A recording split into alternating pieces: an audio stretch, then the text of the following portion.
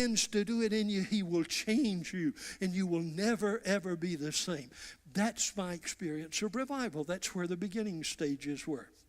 Now, I moved from there to a pastorate in Atlanta, Georgia, a suburban church. It was my contact with Leonard Ravenhill for the first time.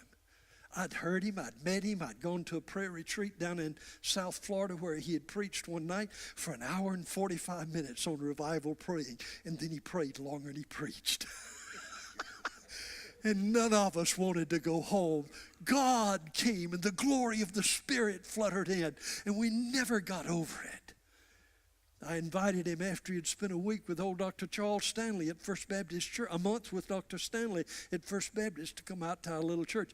He taught me more theology in the 2 weeks he was with us than I got in my 4 years of seminary.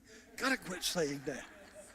And I'll never forget, by this time, God was giving me young men like Malachi, and they were coming out of the woodwork. And one Tuesday morning, he was speaking, and I had 11 young preacher boys, high school and college kids. I could name them today. One of them's a medical doctor in Honduras. Another one's a pastor of a big vineyard church in Atlanta. Another one's a pastor of a First Baptist church in Columbia, South Carolina. One of them is right now in the House of Representatives, Dr. Jody Heiss in the U.S. Senate, in the U.S. Congress in Washington, D.C. These were all young men. And I remember Ravenhill saying to that bunch of young men, he looked down at them and he said to that bunch of young men, he said, "Young men, with all you're getting, get unction, or for God's sake, get out of this pulpit."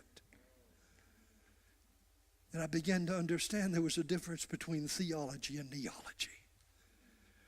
Theology is what you understand about God. Neology is when he comes to reveal himself to you and define who you are in him. And he changes everything.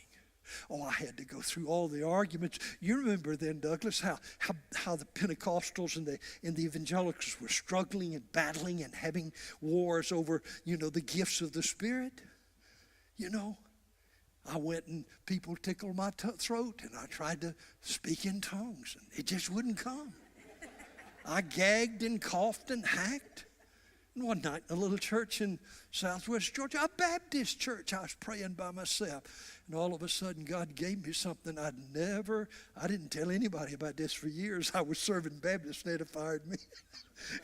I'm on God's payroll. And God just changed everything.